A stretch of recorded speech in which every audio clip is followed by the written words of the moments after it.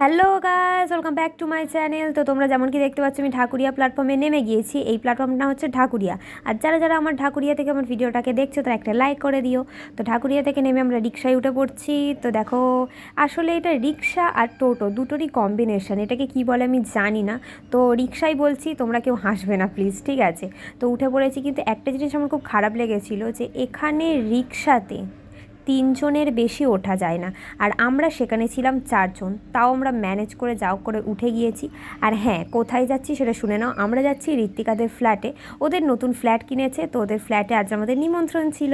তো যেমন কি দেখতে পাচ্ছ, আমাদের নিতে চলে এসছে। তো ওর সাথে আমরা যাচ্ছি, অনেক দিন পরে ওর সঙ্গে দেখা হলো। তো একটু গল্প করতে করতে যাচ্ছিলাম।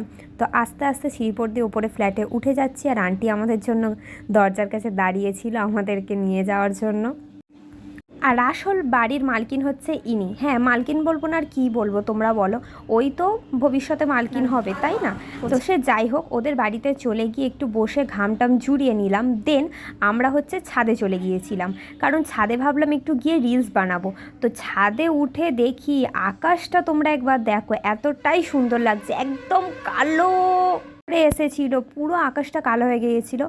ক্যামেরাতে অতটা বোঝা যাচ্ছে কি আমিও বুঝতে পারছি না সত্যি, কিন্তু খুব খুব খুব সুন্দর লাগছিল আকাশটা। তো আমরা কটা রিলস ফিলস বানালাম, তারপর ঘরের ভিতরে এসে বানাচ্ছিলাম। তো আমার নাচতে খুব ভালো লাগে।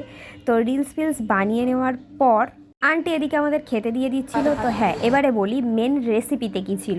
তো আন্টি আমাদের জন্য করেছিল ফ্রায়েড রাইস, চিলি চিকেন, তারপর আরেকটা আলু, আর একটা ওটাকে পোস্ত না, সরি আমি তো ঠিক জানি না, পোস্ত বলে না, হ্যাঁ ওটা কাজু টাজু দিয়ে কিছু একটা রেসিপি ছিল। তো সে যাই হোক, ওটাই আমার সবচেয়ে ভালো লেগেছিলো। তো ওটা চাটনি ছিল, পাঁপড় ছিল, মিষ্টি ছিল, অনেক কিছুই রান্না করেছিল আন্টি। তো সব কিছু আমরা খেয়ে ডান। উফ, জাস্ট পেটটা মোটা হয়ে গেছে খাওয়ার পর। আর রেসিপিগুলো সত্যি আন্টি খুব সুন্দর ছিল। তো খাওয়া হয়ে যাওয়ার পর আমরা শুয়ে পড়েছিলাম। তো দেখতে পাচ্ছি আমার ভাই ছিল ওটা আমার পাশে।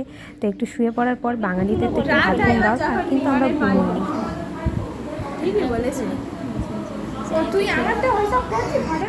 সবে তুললাম একটা প্লিজ, জামাটা একটা কিনবো, এরম ভাল লাগছে না, নরম বেশ সব। তো আমরা একটু গল্প করছিলাম, তার মধ্যে আমার ভাই আমার একটু পাটি বেঁধেছিল। তো আমি ভিডিওটা করছিলাম বলে খুব রেগে গিয়েছিল সবার সঙ্গে। ঠিক আছে, আবার অনেকদিন পরে দেখা হবে, সাবধানে থাকবো। তো বাড়ি আসার সময় আন্টি আমাদের এতগুলো মিষ্টি দিয়েছিল, তো বলার মতো না। আর কেউ তো তেমন মিষ্টি খায় না, আমি মিষ্টি খেতে পছন্দ করি, তাই আমি একাই 5-6টা খেয়ে নিয়েছিলাম। তো আবার সেই বোরিং ট্রেনে উঠে পড়েছি বাড়ি আসার জন্য। আর ভিড়ও হয়েছিল প্রচুর, কিন্তু কী আর করা হবে, বাড়িতে তো আসতেই হবে। তো এরকম ইন্টারেস্টিং ভিডিও নিয়ে আবার দেখা হচ্ছে নেক্সট ব্লগে। Then tata.